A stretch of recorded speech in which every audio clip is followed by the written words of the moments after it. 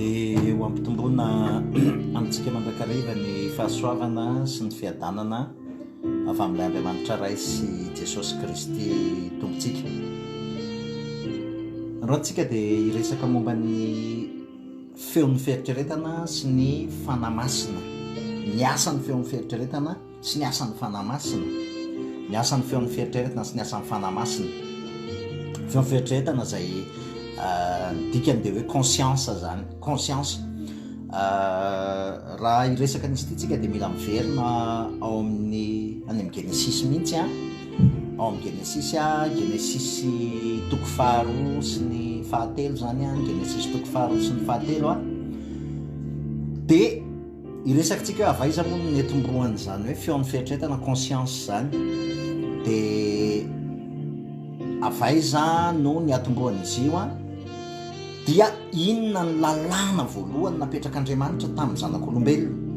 Tsika mantsy indraindray mieritreritra foana hoe ny lalàna voalohany nomen'Andriamanitra ny zanak'olombelona dia ny lalànan'ny Mosesy, fa tsia diso zany, tsy ny lalànan'ny Mosesy ny lalàna voalohany indrindra nomen'Andriamanitra ny zanak'olombelona, fa ny lalàna voalohany indrindra nomen'Andriamanitra ny zanak'olombelona dia izay nomeny tao amin'ny Genesis toko faharoa, Genesis toko faharoa ny andininy fahaenina ambin'ny folo. Izao ny tenin'Andriamanitra hoe: ary Jehovahandriamanitra ozy izy nandidy an-dralehilahy ka nanao hoe ny hazo rehetra ao amin'ny saozy izy dia azonao hinanana ihany, fa ny hazo fahalalana ny tsara sy ny ratsy dia aza hinanana ozy izy fa amin'ny andro izay hinananao azy dia ho faty tokoa ianao. Izay zany ny lalàna voalohany indrindra nomen'Andriamanitra ny olombelona. Zany hoe ny lalàna dia izao: mihinana ny hazo fahalalana ny tsara sy ny ratsy ianao zay ny akta, dia ny conséquence an'izay ho faty ianao. Zay zany aloha mila azontsika izay hoe zay ny lalàna voalohany indrindra napetrak'Andriamanitra, tsy ny lalànan'ny Mosesy. Ny lalànan'ny Mosesy dia miantona amin'ireo lalàna, amin'io lalàna izay nomen'Andriamanitra voalohany tao Edena io. Ny lalànan'ny Mosesy dia miantona amin'io daholo, fa io ny lalàna voalohany napetrak'Andriamanitra. Zany hoe raha mihinana ianao zay le akta, dia voaheloka ianao dia maty ianao dia vokany tafasaraka amin'Andriamanitra ianao zany, tafasaraka amin'Andriamanitra ianao. Zay zany le lalàna voalohany. Inona nefa ny zavatra nitranga tao Edena? Nisy hazo anankiroa tao Edena, ny hazo fahalalana ny tsara sy ny ratsy dia ny hazonainy. Hazo fahalalana ny tsara sy ny ratsy dia ny hazonainy. Dia Andriamanitra ny teny hoe azonao hinanana ny hazo rehetra, fa ny hazo ny fahalalana ny tsara sy ny ratsy ihany ny tsy azonao hinanana. Satria inona ny antony? Andriamanitra rehefa namorona dia hitao anatin'ny eninandro famoronana izy, isaky ny namorona izy dia niteny hoe aritany fa tsara zany, aritany fa tsara zany. Ary rehefa namorona olombelona izy ny farany dia niteny hoe aritany fa tsara indrindra zany. Zany hoe tsy natao n'Andriamanitra halala ny tsara sy ny ratsy ny olombelona. Eo zany ny mila azo aloha. Fa nakeo ihany Adama sy Eva, nakeo amin'ilay hazo fahalalana ny tsara sy ny ratsy ihany Adama sy Eva. Ary rehefa nakeo amin'ny hazo fahalalana ny tsara sy ny ratsy izy dia inona ny vokatra nitranga teo? Rehefa nakeo amin'ny hazo fahalalana ny tsara sy ny ratsy izy dia zavatra roa no nitranga teo. Voalohany indrindra aloha dia tanteraka taminy le hoe maty, fa saingy izao tsisy fahafatesana ara-nofo teo, fa fisarahana amin'Andriamanitra no nitranga teo, fisarahana amin'Andriamanitra no nitanga teo. Dia rehefa tafasaraka tamin'Andriamanitra izy dia ny conséquence an'izay dia nanamelo-tena izy ary nanamaro-tena izy. Nanamelo-tena izy dia nanamaro-tena izy. Ho azavaiko ireo anankiroa ireo, nanamelo-tena izy satria nahoana? Vao tafasaraka tamin'Andriamanitra izy, vao ninana le azo fahalalana ny tsara sy ny ratsy ka tafasaraka amin'Andriamanitra izy, dia ny réaction voalohany dia lasa izy niafina ny tavan'Andriamanitra. Fa manino izy niafina ny tavan'Andriamanitra? Satria izy nanamelo-tena. Nanamelo-tena izy hoe tsy nety le nataony, dia lasa izy nanamelo-tena, dia lasa izy niafina. Fa saingy mbola Andriamanitra moa no nitady azy. Izy niafina dia Andriamanitra kosa ny teny hoe Adama aiza moa ianao? I Adama niery, Andriamanitra nitady. Ary izay ny filazantsara voalohany, tandindo ny filazantsara voalohany hoe indro ny zanak'olona mitady sy hamonjy ny very. Ny olombelona manamelo-tena, miafina ny tavan'Andriamanitra, fa Andriamanitra kosa nitady azy. Andriamanitra no nitady, fa ny olombelona niafina. Izay ny zavatra voalohany. Fa ny zavatra faharoa dia izao, ny zavatra faharoa dia izao: lasa nanamaro-tena koa i Adama sy Eva. Nanamaro-tena satria nahoana? Nanontany Andriamanitra hoe fanga ninananao ozy izy ilay ny zavatra nandrarako anao, dia ahoana ozy izy Adama? Ozy izy Adama hoe tsy izaho ozy izy fa ny vehivavy izay nomenao ahy. nanamary-teny. Ary rehefa avy eo indray eva rehefa nanontaniana dia izao nga ninananao dia ozy izy hoe ozy izy tsy za fa menarana ozy izy nampirisika. Raha azotsika tsara zany zay zavatra voalohan'izay aloha, izay ny antsoina hoe azo fahalalana ny tsara sy ny ratsy, ary zay le conscience. Ny conscience atsika dia na mahatonga atsika hanamelo-teny na mahatonga atsika hanamary-teny. Ny conscience atsika na manameloka atsika na manosika atsika hanamary-teny. Zay zany le azo fahalalana ny tsara sy ny ratsy. Le ratsy dia itsika mieritreritra fa ratsy nataotsika dia manamelo-teny tsika, fa le tsara indray dia tsika mieritreritra fa tsara ny nataotsika dia manamary-teny tsika. Izay ny zavatra voalohany zay, mila azontsika tsara zany zay.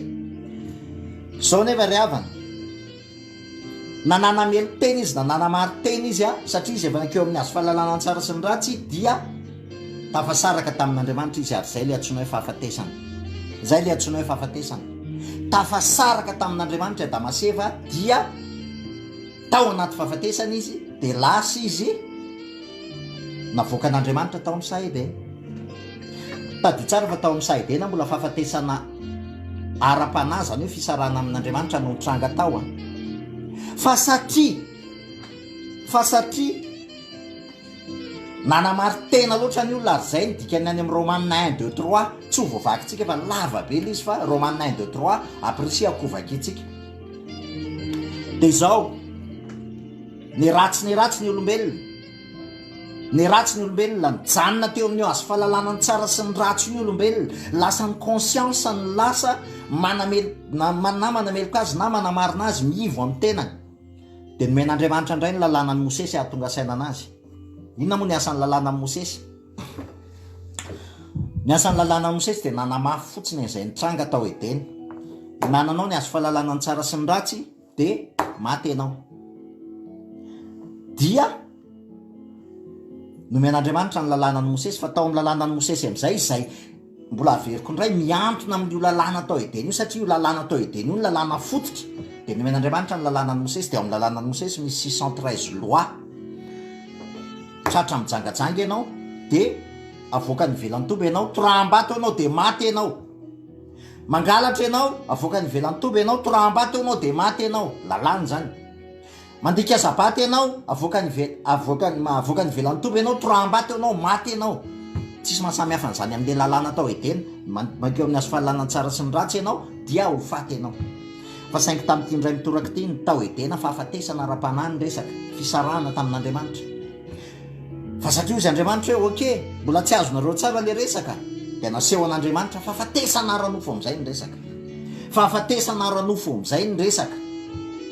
Ary tao anatin'ilay fahafatesana ara-nofo mandika n'ilay lalàna ianao, adikanao ny lalàna, dia avoaka ny ivelan'ny toba ianao, meloka ianao, toram-bato ianao, dia maty ianao.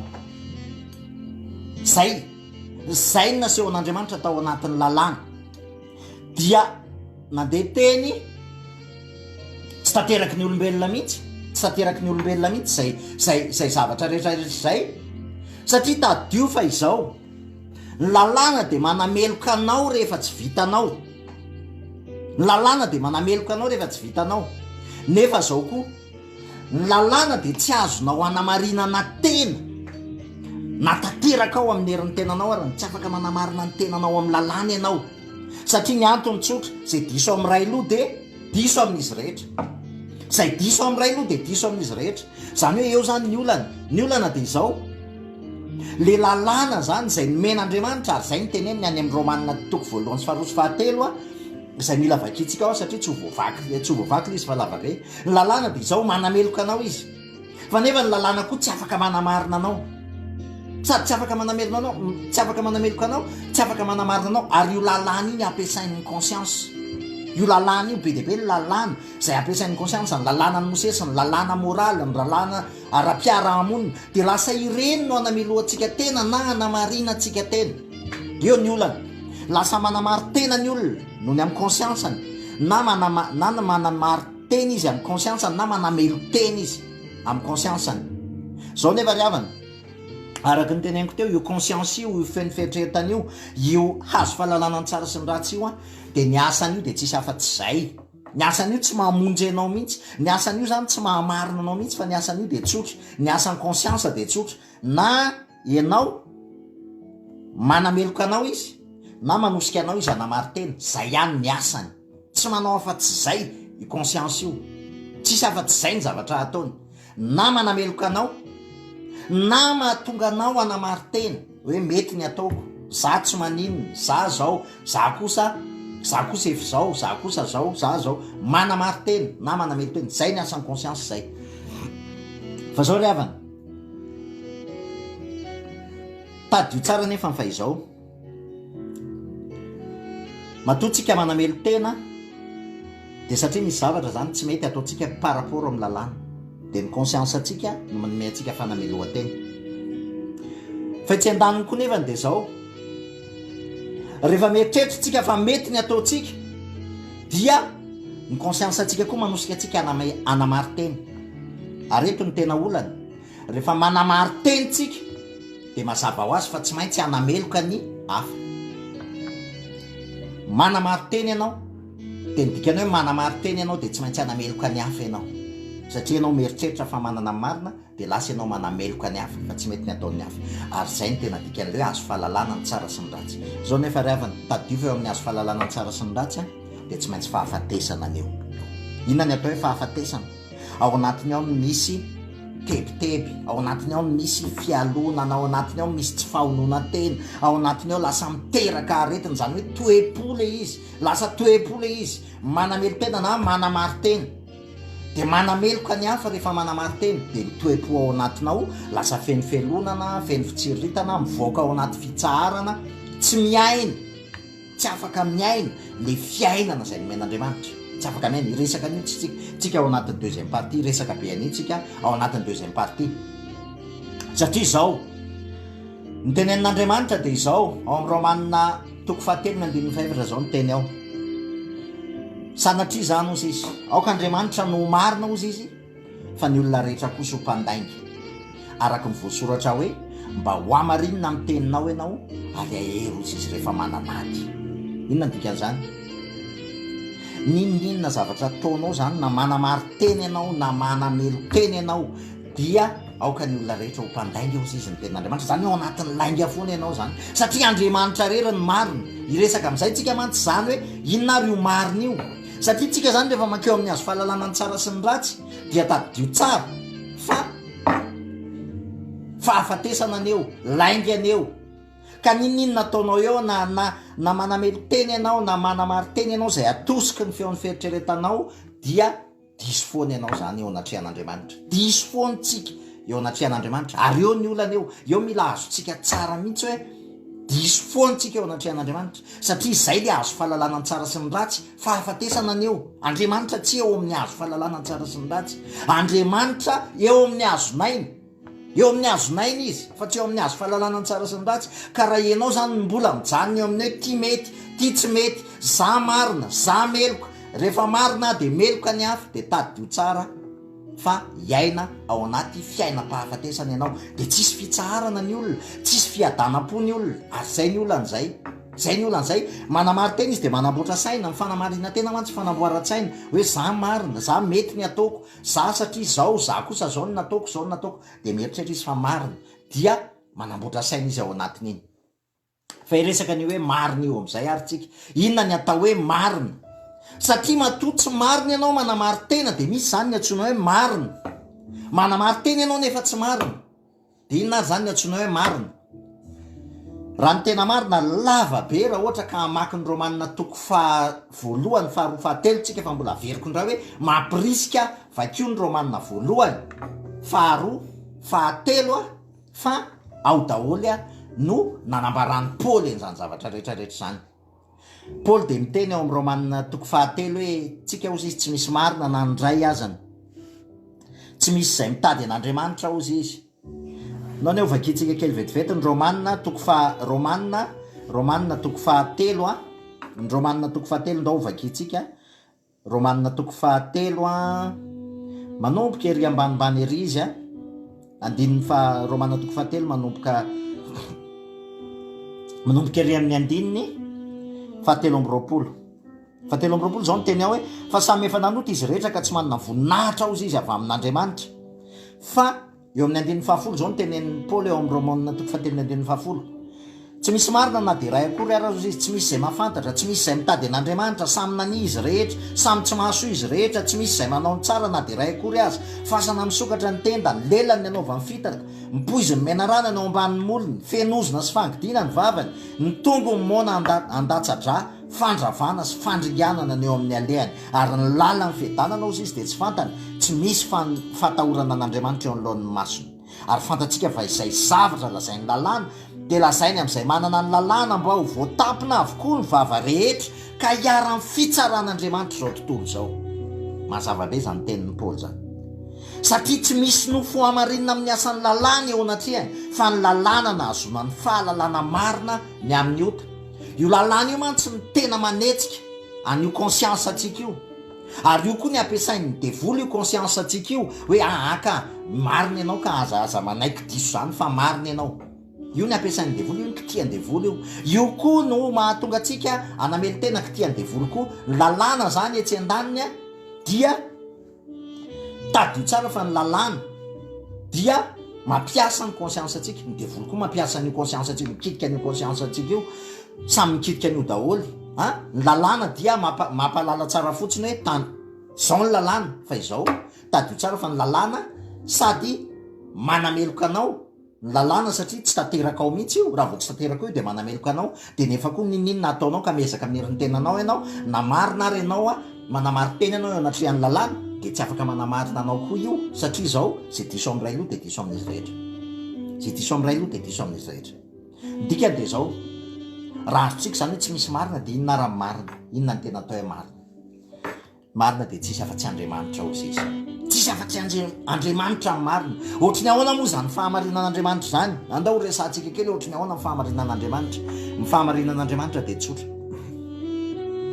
tonga nofo lay Andriamanitra mpamorona, lay niteny tao edena hoe azy nananao ny azo fahalalana ny tsara sy ny ratsy, tonga olombelona izy, tonga olombelona ny teny de tonga nofo mba, satria rehefa tafasaraka tamin'Andriamanitra tao edena ny olombelona de tao anaty fahafatesana, de tafasaraka tamin'Andriamanitra ary tsy afaka nanatona n'Andriamanitra tsony. Lasa manamelo tena sy manamary tena foana ny olona fa tsy afaka manatona n'Andriamanitra, tsy afaka manatona n'Andriamanitra. De izy Andriamanitra ny tonga nanatona ny tady sy namonjy ny very aloha. Zay ny asa mpamonjena, zay ny marina fahamarinana voalohany mila raisitsika sy inoatsika. Faharoa manaraka an'izay, nanolotra ny aina izy teo amin'ny hazo fijaliana. Inona ny antony? Tsy misy famelan-keloka raha tsy misy raha latsaka. Zany hoe nandrava n'lay fahafatesana, lay fisarahana tamin'Andriamanitra. Ny atao hoe olona meloka de olona tafasaraka amin'Andriamanitra, ny atao hoe olona meloka de olona mpanota tafasaraka tamin'Andriamanitra. Ko satria mpanototsika, satria tafasaraka tamin'Andriamanitra tsika de izy Andriamanitra ny tonga olombelona ary nanolotra ny aina solon'ny aina, tsy maintsy misy aina satria tsika ao anaty fahafatesana, de izy Andriamanitra fiainana ny tonga olombelona mba handrakotra n'lay fahafatesana zay nisy atsika. Ary zay ny dikany hoe fahafatesana ny tambon'ny ota, satria tsika mpanota de izy Andriamanitra ny nanolotra ny aina ao anatin'ny ratsy inona misy ny aina. Zany mahatonga hoe tsy misy famelan-keloka raha tsy misy raha latsaka ao anatin'ny rano misy ny aina, de le aina natolony, ary natolony ny aina mba handrakotra n'lay fahafatesana, mba hanala atsika ao amin'ny fahafatesana, mba hampiverina atsika mba ho ao amin'ny fiainana indray, hanala atsika ao amin'ny fisarahana tamin'Andriamanitra, mba hampiverina atsika ao anatin'ny fanatrehan'Andriamanitra indray. Zay ny nataon'i Jesosy Kristy teo amin'ny hazo fijaliana, nandrava ny hevitra fampisarahana, namela ny helokontsika, zany hoe nanala atsika ho ao amin'ny fahafatesana ao amin'ny fiainana. Zay mahatonga ny teny hoe voavela ny heloko ao taloha ankehitriny ary ho avy. Ny dikan'izany de hoe lasa vita fihavanana amin'Andriamanitra ianao, satria ny saromany tamin'ny aina lay fahafatesana tambin'ny ota.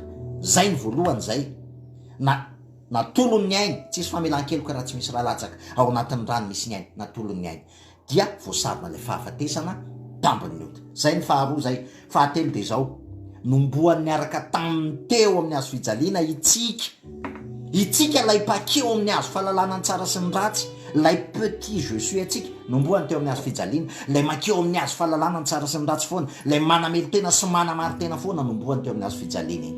niaraka taminy ary tsy mety olona vombo zany tsy metsika tsony. Ny fahaefatra de izao niaraka ny fahaefatra de izao netiny daholo ny endrim-pahafatesana rehetra, netiny teo amin'ny hazo fijaliana daholo ny endrim-pahafatesana rehetra, satria tsika tao anaty fahafatesana, satria tsika pakeo amin'ny hazo fahalalana tsara sy ny ratsy, satria eo amin'ny hazo fahalalana tsara sy ny ratsy fahafatesana aneo de ny fahafatesana zany misy endrim-pahafatesana, aretina olana tebiteby, tahotra, ozony, fanamelohana, fanamarina tena, korotana, io zavatra rehetrarehetra miseho amin'ny fiainantsika io endrim-pahafatesana daholo, vokatra ny fandehanantsika eo amin'ny hazo fahalalana ny tsara sy ny ratsy, vokatra fotsiny. Dia dikan'izay de zao lasa izy netin'le endrim-pahafatesana rehetra, niatra teo aminy tebiteby, ny ati-tsaina, ny fanamelohana, ny aretina hatramin'ny fahafatesana ranofo azy, netiny teo amin'ny hazo fijaliana. Ny teny de miteny hoe dia kapoka taminy ozy izy no nanasitranana anareo. Ny ozona, ny teny de miteny hoe voozona zay miantony eo amin'ny hazo. Ny ati-tsaina rehetra, ny tebitebitsika rehetrarehetra zany natonga anazy ny satroka tsilo. Ozona atao edena, voozona ny tany no nataonao ny atsembohan'ny tavanao ny hinananao, zany ny ozona atao edena, mipatrapatraka ny atsembohany tao Getsemane, netiny daholo ny zavatra rehetrarehetra tokony hiatra amintsika. Ary rehefa aveo dia nanolotra ny aina izy ary de nalevina izy mifaevatra de nitsangana tamin'ny maty izy, fadimy zafady, nitsangana tamin'ny maty izy, zany hoe resy le fahafatesana, rava ny fahafatesana. Fahaenina de zao niakatra izy ary naniraka amin'ny fanamasina izy ary lasa velona ao anatsika fanamasina, ary io fanamasina io no lasa manosika atsika indray. Itsika tsy mihetsika tsony satria voaombo, fa le Kristy velona ao anatsika izy indray, je suis en Kristy lasa velona ao anatsika ary manosika atsika. Io ny lasa mibaiko atsika, tsy manosika atsika. Zay ny fahaenina. Ary ny fahafito farany dia miandritsika amin'ny fanantenana ny fiverenan'i Jesosy Kristy izay ampiseho tanteraka ny fanjakana. Zay ny atao hoe marina zay, tsisy marina fa tsy zay. Zay ny atao hoe marina. Lasa velona atao anatsika Kristy fanahy masina, lasa izy no manosika sy manetsika atsika. De zao ny zavatra ngezabe mila azontsika ry havana, satria inona ny asan'io fanahy masina io? Ny asan'io fanahy masina io de izao, tadidio tsara fa ny fanahy masina sady tsy manameloka anao no tsy manamarina anao. Tsy asan'ny fanahy masina zany. Ny fanahy masina sady tsy manameloka anao no tsy manamarina anao. Tsika zany mieritreritra ndraindray hoe manao zavatra tsika de ho amarin'ny miezaka tsika amin'ny herintentsika manao an'izao, tsika manao an'izao de ho amarin'ny fanahy masina. Diso be zany, tsy manamarina atsika ny fanahy masina. Tsika koa mieritreritra hoe tsika mety manoto tsika na manao an'izao tsika manao an'izao tsika de mieritreritra tsika fa hanameloka atsika ny fanahy masina. Tsy manameloka atsika koa ny fanahy masina, satria tsy asan'ny fanahy masina ny manameloka atsika na manamarina atsika, fa ny asan'ny fanahy masina de manamarina ny asa-pamonjeny Jesosy Kristy irery ihany. Zay ihany ny asan'ny fanahy masina. Asan'ny conscience, asan'ny feon'ny fieritreretana no manameloka atsika na manosika atsika na mari-tena. Alors miavaka tsara, mila miavaka tsara zany zay, mila azontsika tsara zay. Ny conscience atsika, ny feo amin'ny fieritreretantsika no manameloka atsika na manosika atsika anamari-tena, fa tsy ny fanahy masina mihitsy. Fa ny asan'ny fanahy masina de izao, na izy ny asan'ny fanahy masina sady tsy manameloka atsika, ny tsy manamarina atsika, fa ny asan'ny fanahy masina de mampitodika atsika eo amin'ny asa-pamonjeny Kristy ary manamarina mandraka riva ny asa-pamonjeny Kristy eo amin'ny fiainantsika. Zay zany mila azontsika zay aloha. Ny dikan'izany de izao, isaky ny miain'ny feo amin'ny fieritreretantsika tsika ka makeo amin'ny hazo fahalalana ny tsara sy ny ratsy de manamelo tenitsika, de mila miaika eo anatrehan'i Kristy tsika Andriamanitra diso de no eo tout de suite de manangana atsika amin'ny fanahy masina ary dia eo amin'ny azonaintsika miaina fiainana indray tsika miditra ao anaty fitsaharantsika. rehefa manamari-tenitsika ka mainka hoe Andriamanitra tena tsy marina tena tsy marina dia miaika an'izay tsika dia eo koa ny fanamasina dia manangana atsika ary mampitodika atsika hoe eny tsy marina ianao satria zao Jesosy Kristy rery ny asa-pamonjeny Jesosy Kristy izay nitanysaina tamintsika teo no marina. Amezako azy ry havana, amezako azy fehany dia zao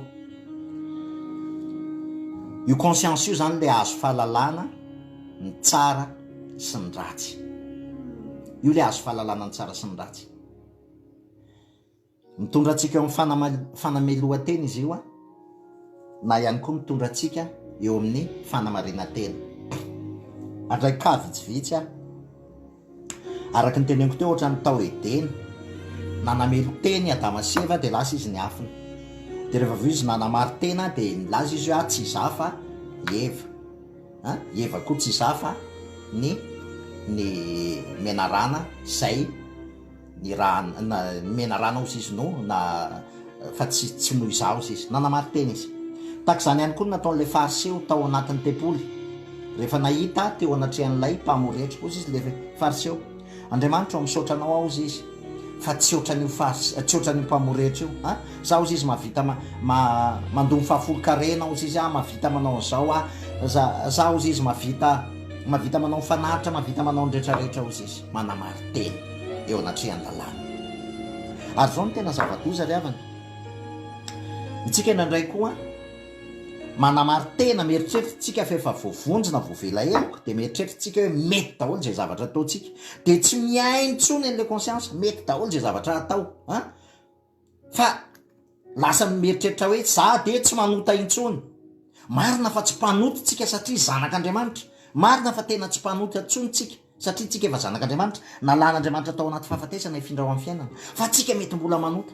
Fanamarinantena zany filazana zany hoe za tsy manota intsony, fanamarinantena zany satria rehefa taritin'ny nofotsika dia manota, taritin'ny fanahytsika zay vao tsy manota.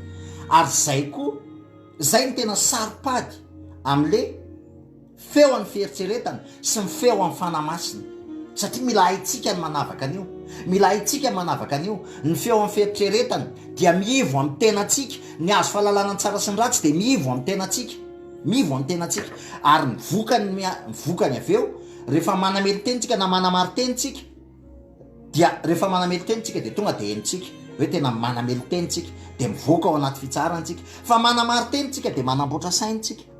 Mety zany ataoko zany ka nefa ito zao fa tsy mety dia mety zany atao dia manamary teny, mamono eritreritra, dia rehefa mamono eritreritra dia ny zavatra mitranga dia mazava ho azy manamary teny ianao dia mivoaka ao anatin'ny fitsaran'Andriamanitra ihany koa ianao.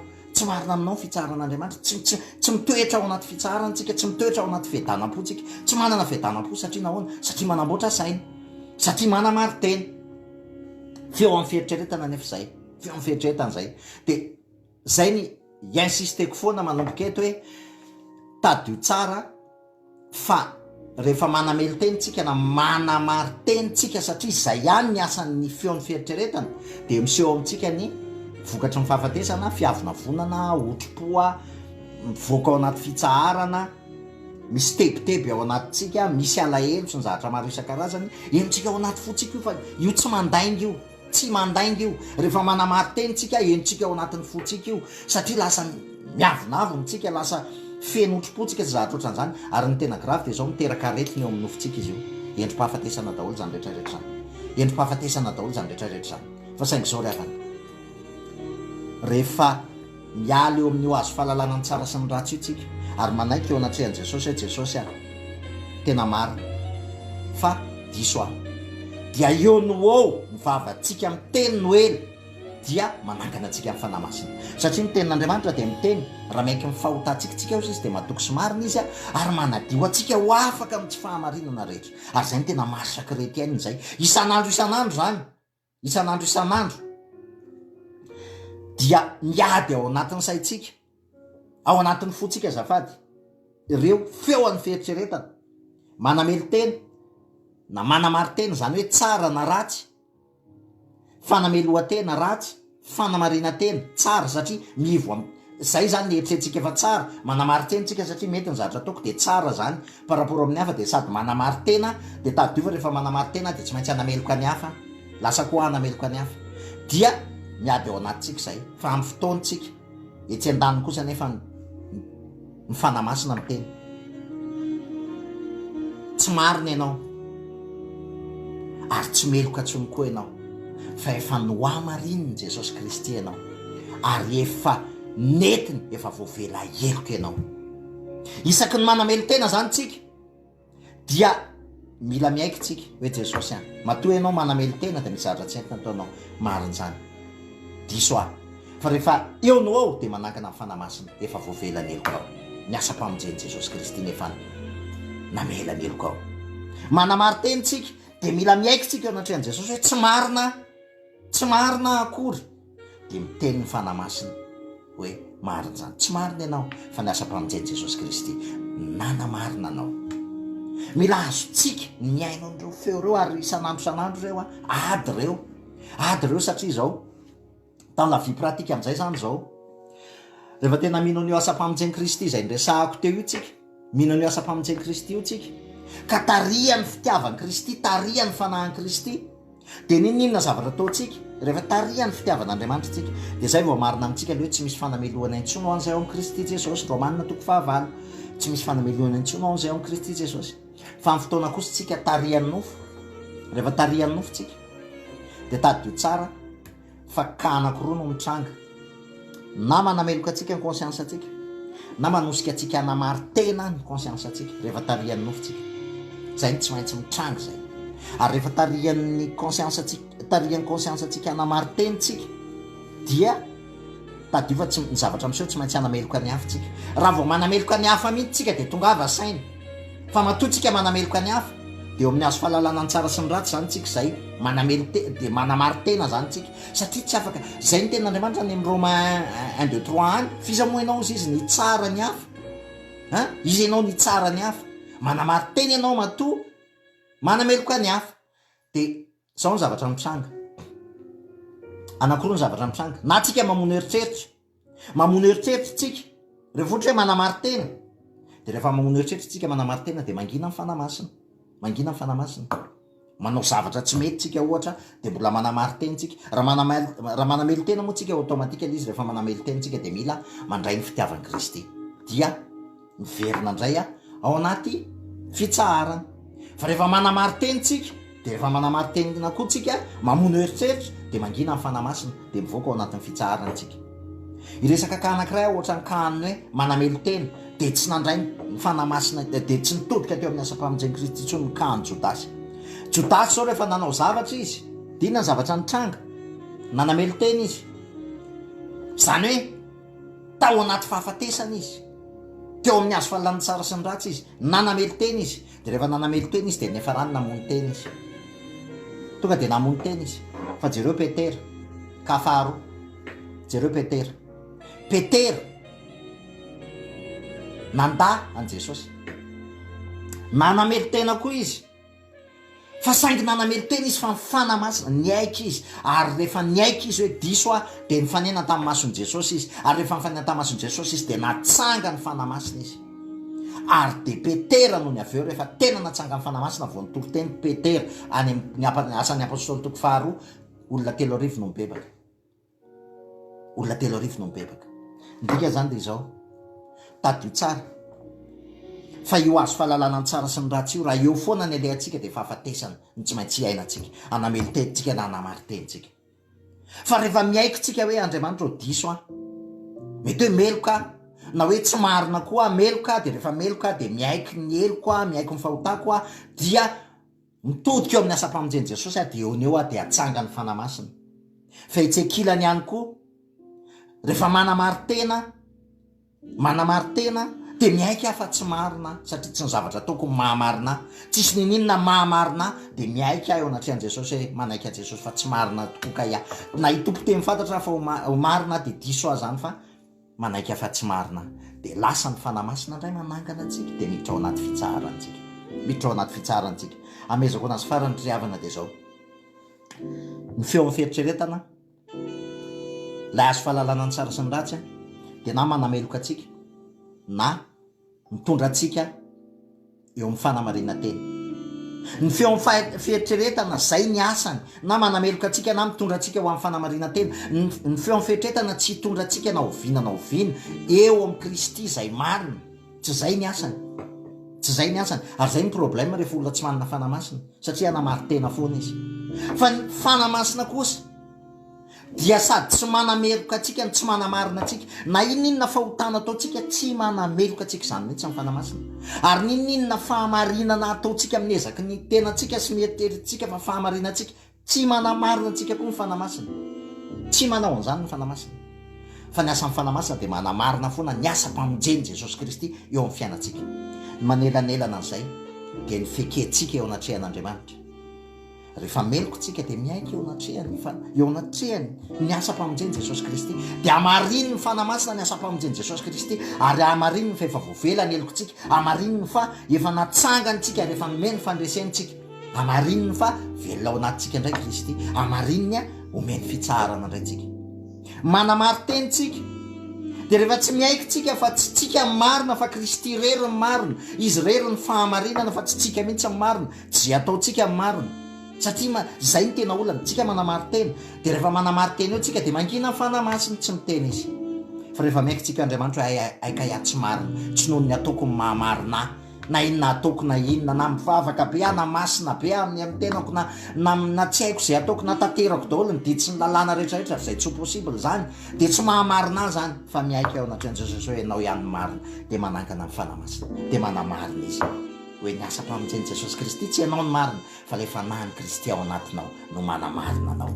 Ry havana, raha azotsika zay rehetrarehetra zay, ny fanamasina dia mitarika atsika mandrakariva ho eo amin'ny asa-pamonjeny Jesosy Kristy ilay amitokana marina. Fa ny azo fahalalana ny tsara sy ny todika mandrakariva eo amin'ny tenatsika ary endrim-pahafatesana aneo.